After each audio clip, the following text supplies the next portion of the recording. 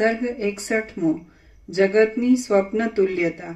આ 61મા સર્ગમાં યુક્તિથી જગતનું સ્વપ્નવતપણું અને વિરોધ ન આવે એવી રીતે ભ્રાંતિથી હા બોલો।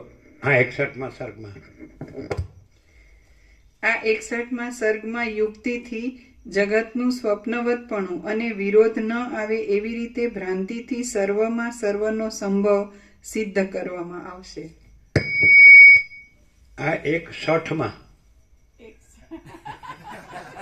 આ 61માં આ બધું છે। આ 61માં એટલે ઉપર માત્ર ચડાવીને સેટ કરી દીધો, પણ માત્ર ખોટી ચડાવેલી જ છે, બાકી 60 જ છે।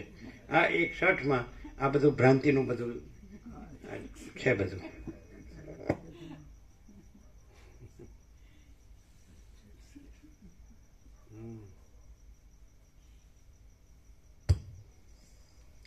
આ 61મા સર્ગમાં યુક્તિથી જગતનું સ્વપ્નવતપણું અને વિરોધ ન આવે એવી રીતે ભ્રાંતિથી સર્વમાં સર્વનો સંભવ સિદ્ધ કરવામાં આવશે।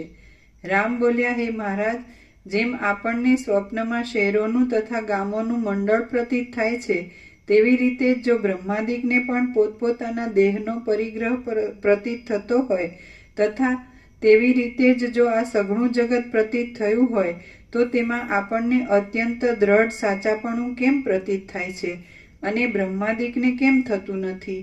આપણને લાંબા કાળના પરિચયને લીધે ખોટામાં સાચાપણું પ્રતીત થાય છે એમ કહેશો તો બ્રહ્માદિકને આપણાથી પણ અધિક લાંબા કાળના પરિચયને લીધે ખોટામાં સાચાપણું પ્રતીત થવું જોઈએ। વશિષ્ઠ બોલ્યા, બ્રહ્મા જ્યારે પૂર્વકલ્પમાં ઉપાસક સ્થિતિમાં હતા ત્યારે તેમને તત્વજ્ઞાન નહીં હોવાથી તે સમયની સૃષ્ટિ હમણાં આપણા અનુભવમાં આવતી આ સૃષ્ટિની જેમ સઘળા જીવ આદિ પદાર્થો સહિત સત્ય જ લાગતી હતી, પણ હમણાં બ્રહ્માને તત્વજ્ઞાનથી બાધિત થવાને લીધે મિથ્યા જ લાગે છે।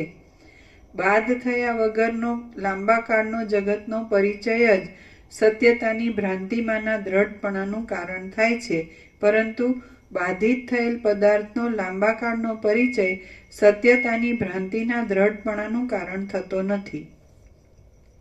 જ્યાં સુધી અજ્ઞાન હોય ત્યાં સુધી ચૈતન્યના સર્વવ્યાપકપણાને લીધે જીવ સર્વરૂપ થાય છે અને તે સંસાર સાચો જ લાગે છે, પરંતુ તે સંસાર અજ્ઞાનથી ઉત્પન્ન થયેલો હોવાને લીધે જ્ઞાનથી નષ્ટ થાય છે।